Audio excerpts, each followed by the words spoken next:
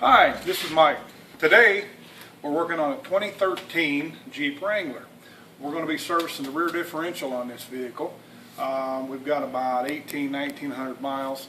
Amsoil recommends changing the rear differential fluid after initial break-in. You can do 500 to 1000 miles.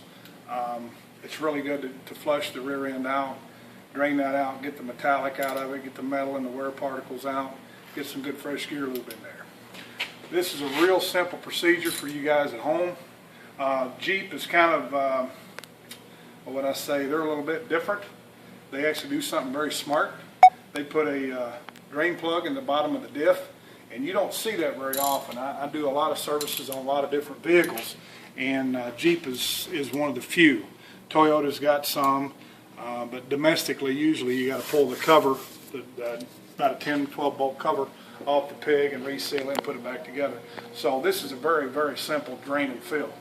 We're going to get our drain pan, bring it over. Again, your drain plug is located in the bottom of the diff.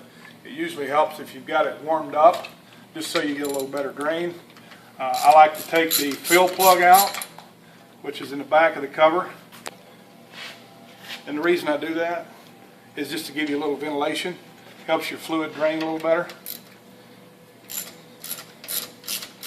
So we're going to loosen that up, make sure we don't make a mess.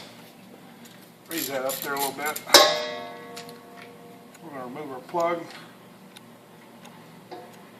It don't look too bad, but I was examining it a little bit earlier, and you can see a little bit of a metallic wear in there. So this is really good. Once you drain this out, to be honest with you, unless you're using it in severe duty or off-road, getting it contaminated with water or sand or anything, extreme four-wheeling, you're not going to have to do this very often. As you can see, I just kind of wanted to show you, this is a metallic drain plug, so it's going to catch any metal fragments or wear particles that's on there. And you can see on the end of my glove, and again, this is a brand new Jeep. It's only got about 1800 miles. So just proof positive that those gears, even though they're precision machined, they're still not perfect. So you have that meshing and that wearing in of the gears. So this is a really good thing to do. Okay, we've drained our differential. We're reinstalling our drain plug. Tighten that puppy up. You don't got to kill it. Just give it a nice, good snug. And then we're going to use this transfer pump, which I know many of you guys don't have.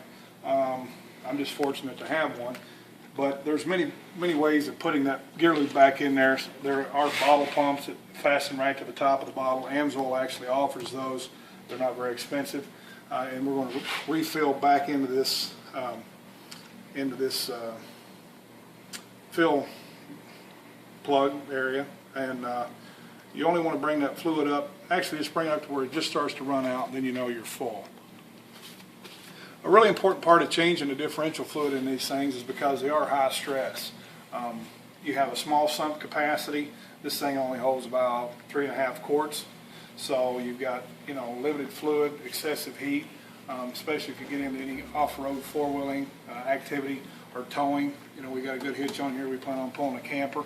So you want to make sure that you're protecting your investment. Always make sure you use the recommended grade oil specification. If you ever have any questions on the fluid recommendation, go to my website.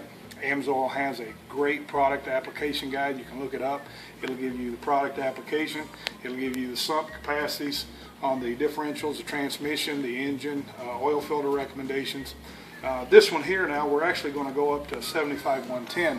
The vehicle calls for a 75-90, but this is kind of a unique formula to us. This is kind of in between a 75-90 and a 75-140. And this 110 is just going to give you a little bit of a buffer. The 75-90 would be a great product to use in this, but since we do plan on towing a camper and doing some mild off-roading, we decided to go ahead and choose the 75-110.